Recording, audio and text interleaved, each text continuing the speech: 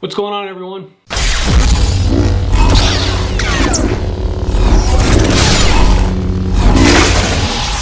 So I've noticed a lot of new Proffie users and a lot of questions about the Saber out of the box. A lot of little issues, so I thought I'd go over a little bit of video, what you should do right off the start, and a few extra ways to use the Saber. Let's start from the beginning. The box shows up at your front porch and you just start tearing into it. Your very first reaction is the impulse to want to touch that power button and turn on your Saber. As tempting as that may be, let's go over the best way to start. We're going to begin by removing the battery. After removing the battery, let's let the Saber sit for about 30 seconds, and while we're doing so, let's check the battery terminals and make sure they weren't damaged during shipping. Alright, let's go ahead and put the battery back in. When we're doing this, we're going to check to make sure the battery has good connection. During shipping, the battery terminals could have been bumped or damaged, or if you drop the Saber, anytime those battery terminals can get bent and maybe not have the best connection, and so we want to check that to make sure that we're not getting any flickering in the blade or such because of those battery terminals. Now that the battery's back in, let's talk about why we did that. One, it takes it out of any mode that it may have been set in by accidental bumps during shipping. Two, it gets us all on the same page so we're all at the exact same starting point. The next thing we want to do is get set up for charging the Saber. If you have the means to do so, let's check the voltage of the USB outlet. It should be approximately 5 volts, give or take a little bit. It can be up to 5.13, 5.3, but it'll be somewhere right in the range of 5 volts. The next step is going to be checking the voltage on the battery itself of the Saber.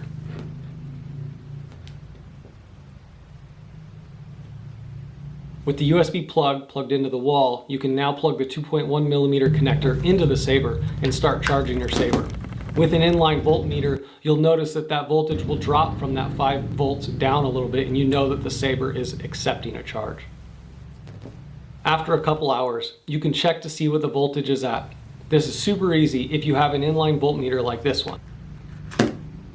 If you don't have one of those, I'll put a link in the description below and you can check it out. They're super handy to have on hand and know what your Saber's doing and also what your charge outlet is putting out. When the Saber's plugged in, it'll charge up to about 4.2 volts. It'll stop at or below that depending on the protected level of your battery pack. While you're using the Saber, it will drain down below that 3.7 volts. Eventually it'll reach a protected circuit where the battery won't be able to get a charge anymore if it goes below this. So we try not to take it below 3.0 volts or whatever that battery is set at. So checking and knowing your battery is best. Now there's 2 other methods for checking the battery. I'll go over the third one later. The second one is by using the 3 press method. With the Saber still off, 3 quick presses of the button will give an audible tone of what the voltage is at. 3.610. This is only good if you're in an area where you can hear the Saber tell you the voltage, and it's not so great if you're in an area where you're trying to be quiet but you want to know what your battery level is.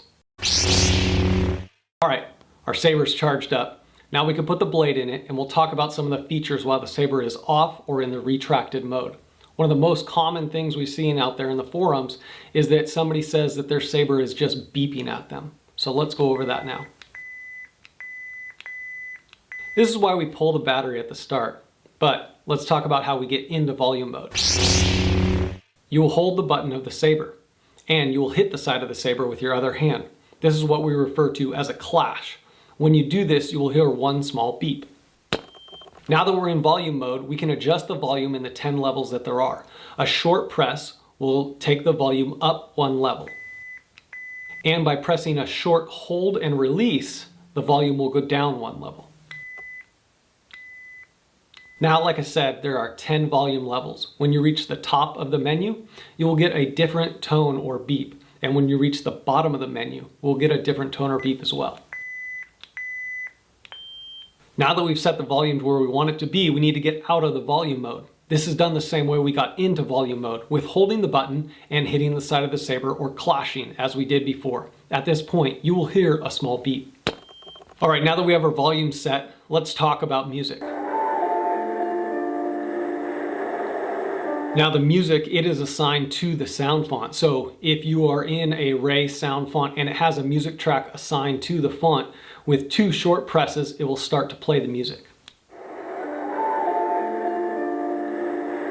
Now to end the music, it is just 2 short presses again.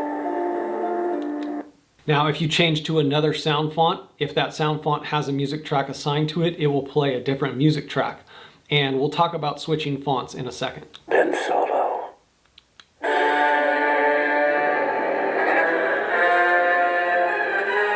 Now that we know how to use the music, let's talk about silent mode. A lot of filmmakers prefer that the sabers not make sound while they're filming. So with 2 quick presses, the second press being a hold. So you're going to press fast twice, but on the second one, hold down. Your saber will ignite, but there will be no sound. In muted mode, there is no sound, but the blade reacts the same way. To get out of this mode, you just hold the button until it retracts. Okay, let's talk about switching between fonts.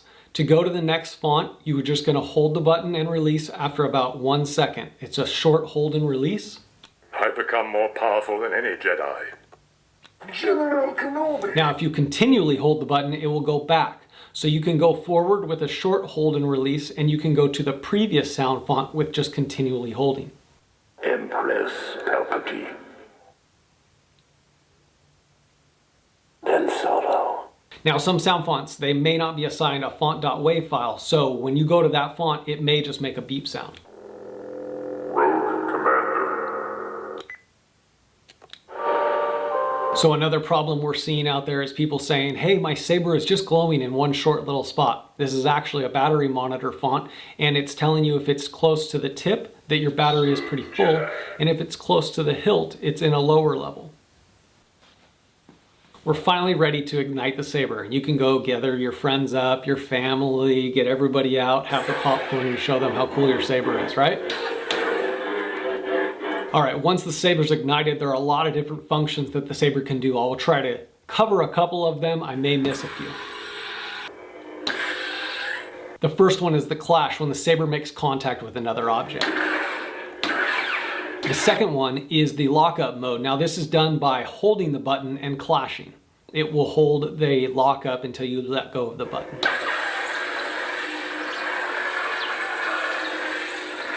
The third action is the stab or forward thrust. Now that we know the stab motion, let's go ahead and do the stab motion while holding the button, and this will give us a melt. Now, if we do the same melt motion, but we have the tip contact the ground and we drag it along the ground, we will get a dragging sound and the tip will be ignited as well.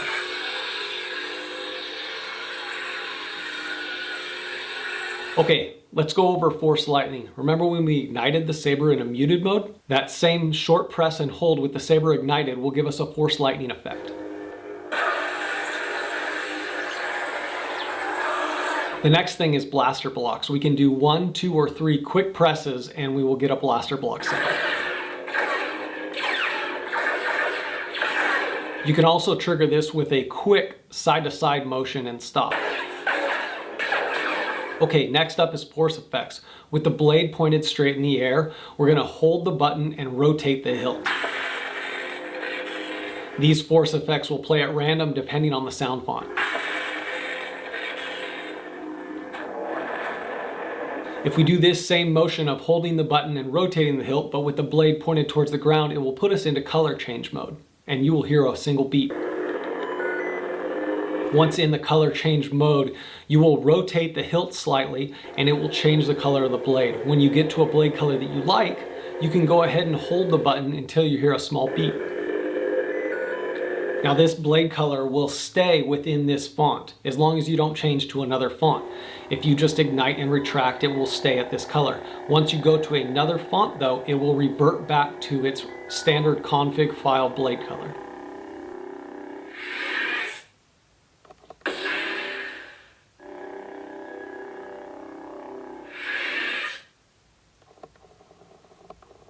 I'm right.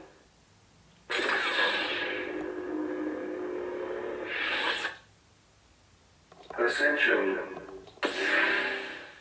One of the last things is battle mode, which has a lot of features to it, and we're going to go ahead and cover that in another video.